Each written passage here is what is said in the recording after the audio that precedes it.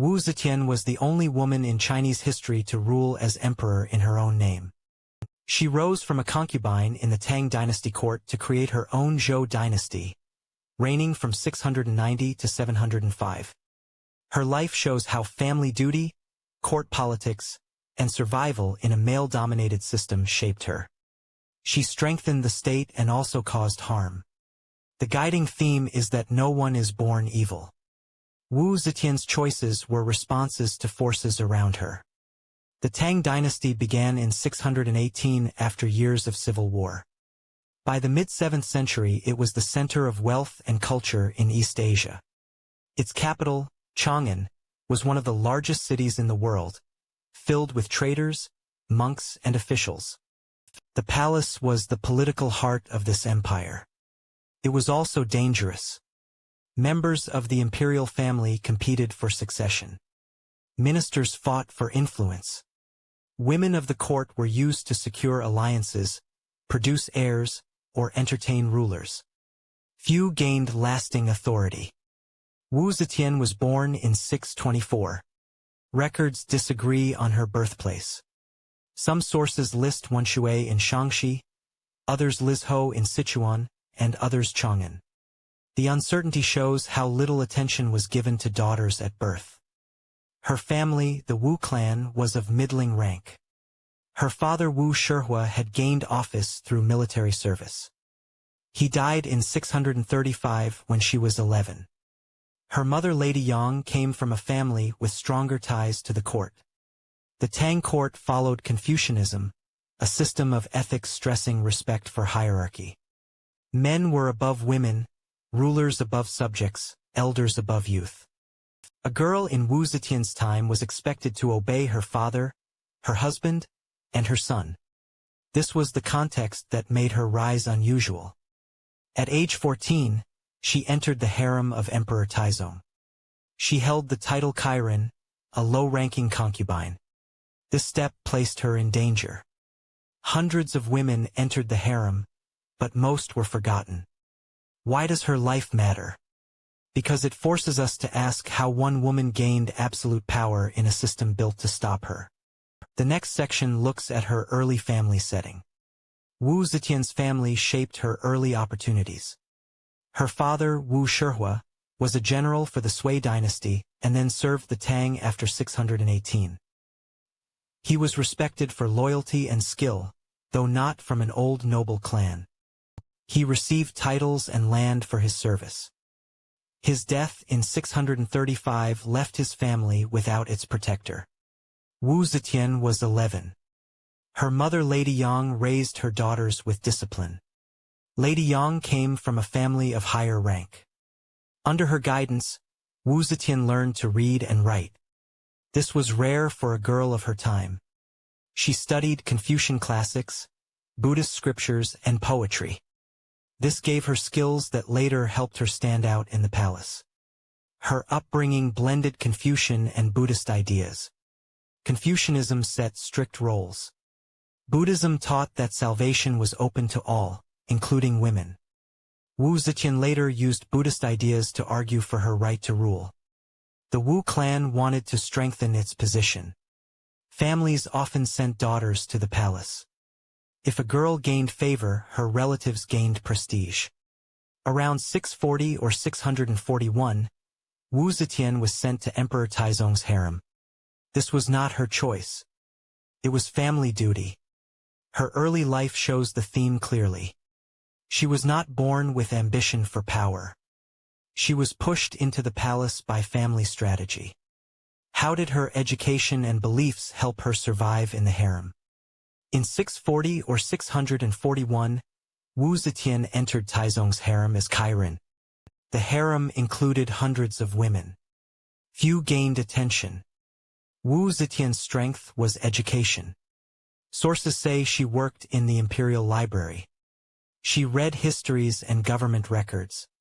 She studied the Book of Han and other classics. This gave her knowledge of strategy and administration rare among concubines. She wrote poetry, a valued skill in Tang culture. She debated with scholars. Taizong noticed her intelligence, though she did not become his main consort. Still, she observed court politics closely. She saw ministers rise and fall. She learned that survival depended on loyalty and calculation. Her beliefs were tested. Confucian teachings confined women to obedience. Buddhism offered another path. Monks taught that both men and women could seek enlightenment. Wu Zetian later linked her authority to Buddhist prophecy, calling herself a manifestation of Maitreya, the Buddha of the future. Life in the harem was tense. Concubines competed for favor. Servants spied on each other. A mistake could mean exile or worse. Wu Zetian kept a low profile and waited. When Emperor Taizong died in 649, tradition forced childless concubines to become nuns.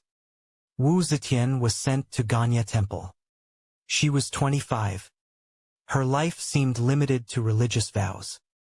But her story did not end there. How did she return from the temple to court politics? Wu Zetian lived as a nun after 649. Former concubines were not expected to return to politics. They were meant to serve in silence. Her fortune changed when Emperor Gaozong, Taizong's son, visited the temple. Gaozong had seen her before. Their connection renewed. In 651 or 652, he brought her back to the palace. This broke custom. Critics condemned him, since she had been his father's concubine. But Gaozong was emperor. Her return placed her in new rivalries. Empress Wang held the top rank. Consort Zhao was also powerful. Both opposed Wu Zetian. She gained favor by bearing Gaozong children. Empress Wang had none. In palace politics, motherhood meant survival. A scandal erupted in 654 when one of Wu Zetian's daughters died. Traditional histories accuse Wu Zetian of killing her own child to frame Empress Wang. Modern historians doubt this claim. They argue it was propaganda written by Confucian scholars hostile to female rule. The evidence is thin. What is clear is that Gaozong blamed Empress Wang and consort Zhao.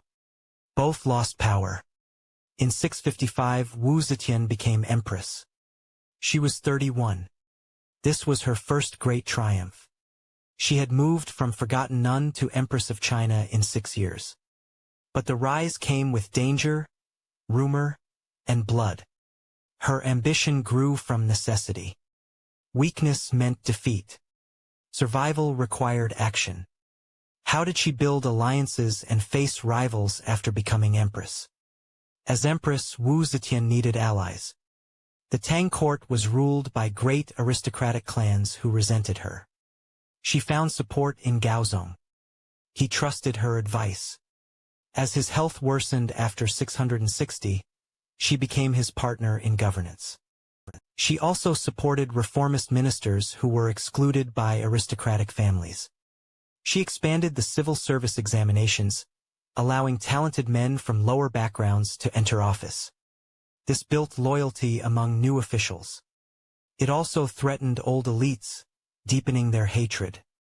Religion strengthened her claim. Buddhist monks preached that she was the living Maitreya. This gave her sacred authority and a defense against Confucian critics. Her rivals included the families of Empress Wang and consort Zhao, and members of the Tang imperial clan. They accused her of cruelty and manipulation. Some claimed she eliminated family members. While some accusations are likely true, others reflect the hostile view of later Confucian writers. She also had mentors. Scholars guided her on law, history, and strategy. Unlike most empresses, she studied statecraft directly. She sat in on court debates and learned how government functioned. Her role grew not because she sought it from the start, but because Gaozong relied on her and she proved capable. What turning point moved her from empress to ruler in her own right?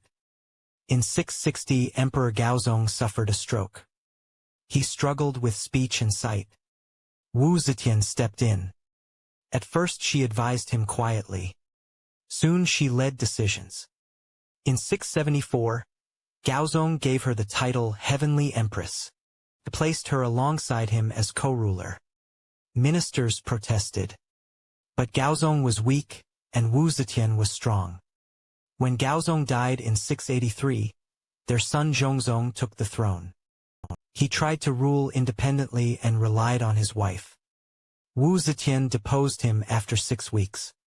She replaced him with another son, Ruizong, who was obedient. She ruled as regent. This choice broke tradition.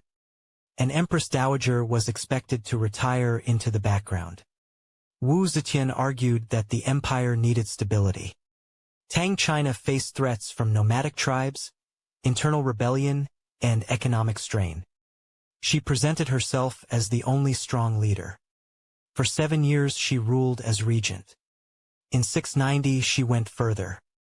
She declared the end of the Tang dynasty and founded the Zhou dynasty.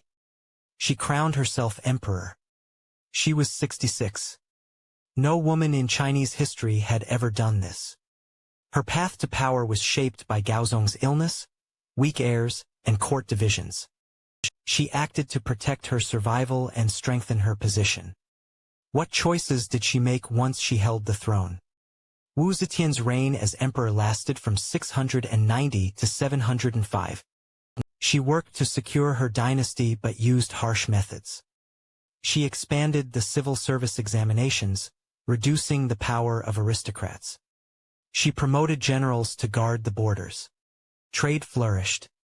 She funded Buddhist temples and art, including major works at Longmen Grottoes. Yet her position was never safe. Old Tang families plotted against her. Ministers spread rumors.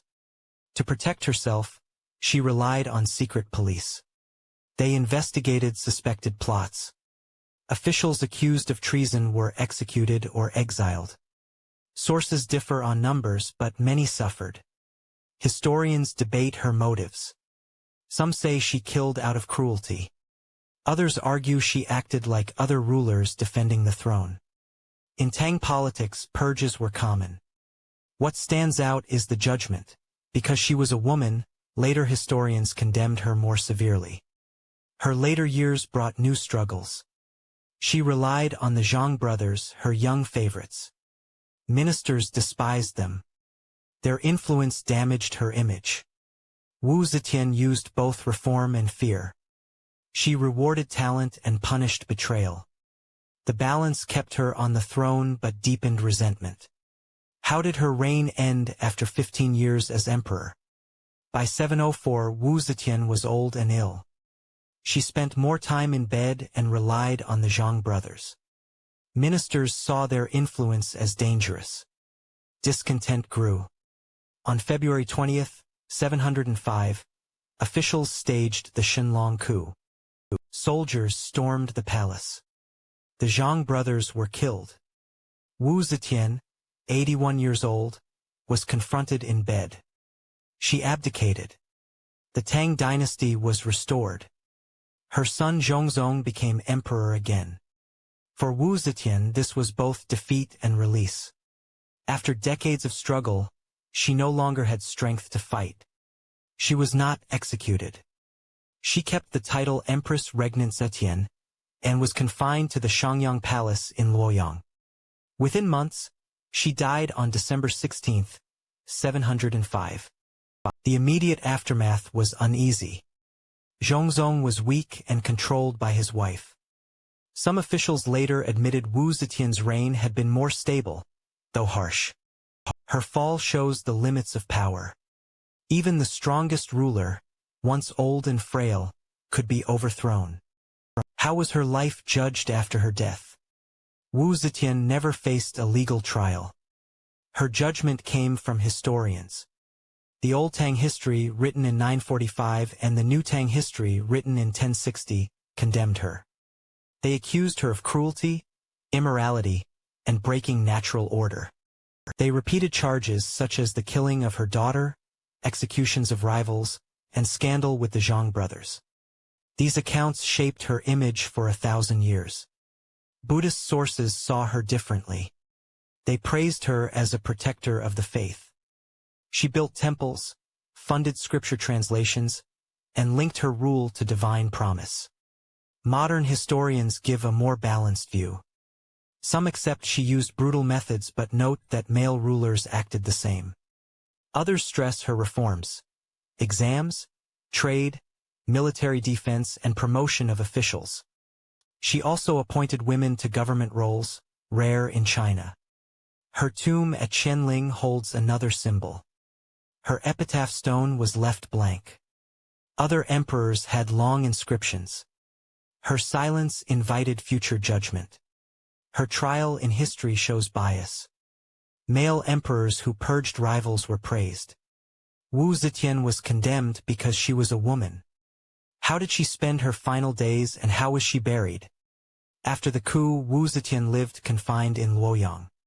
She was frail and isolated. The Zhang brothers were dead. She relied on attendants. Reports suggest she rarely spoke of politics. On December 16, 705, she died at 81. Her life had stretched across 6 decades of palace politics and 4 dynasties. She was buried in the Qianling Mausoleum near Xi'an, alongside Emperor Gaozong. Their tomb is one of the largest of the Tang era. It is guarded by stone statues and contains many burials of royal kin. Her epitaph stone is unique. It is blank. No praise, no condemnation. Historians debate why. Some say it reflected shame.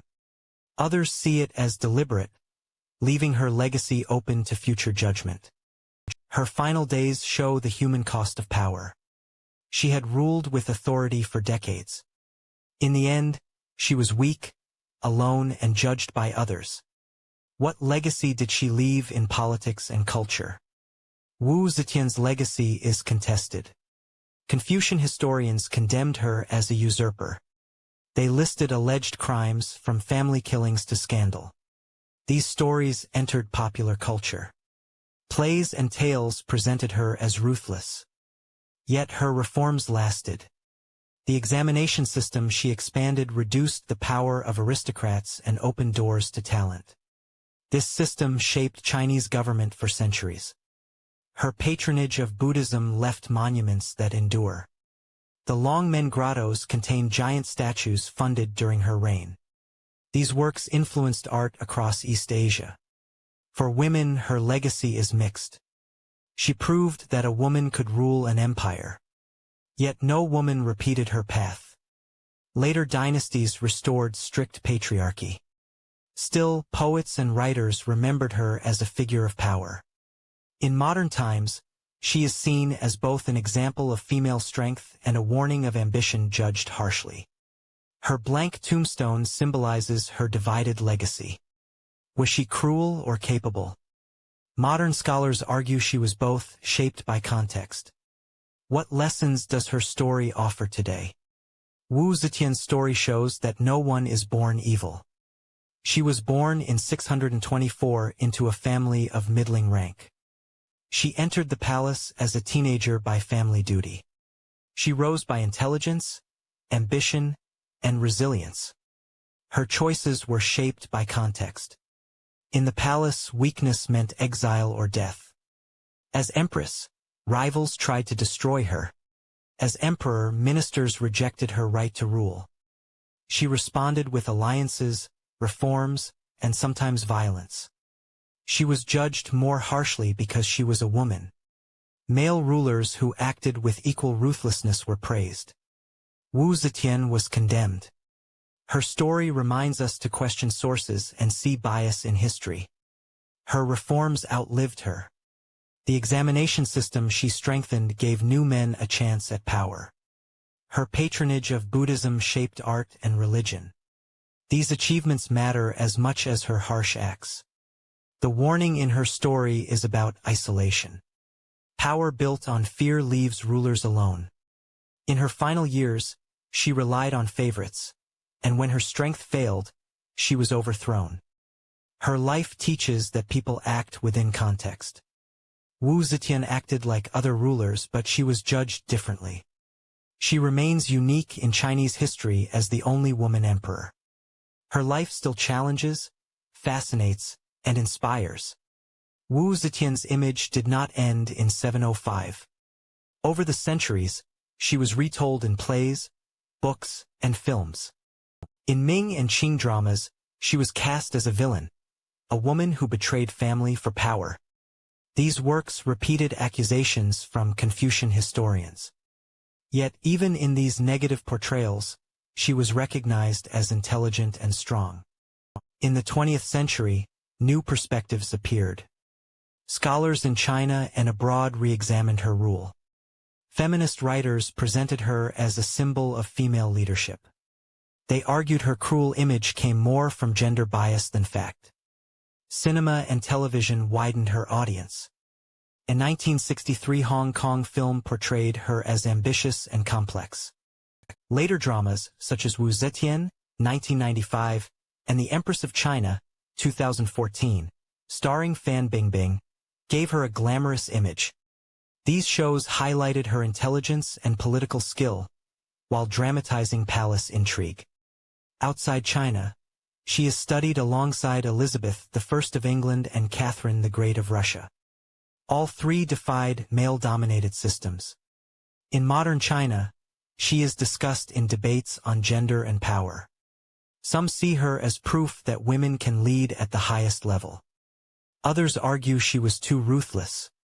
Her continued presence in culture shows her enduring power.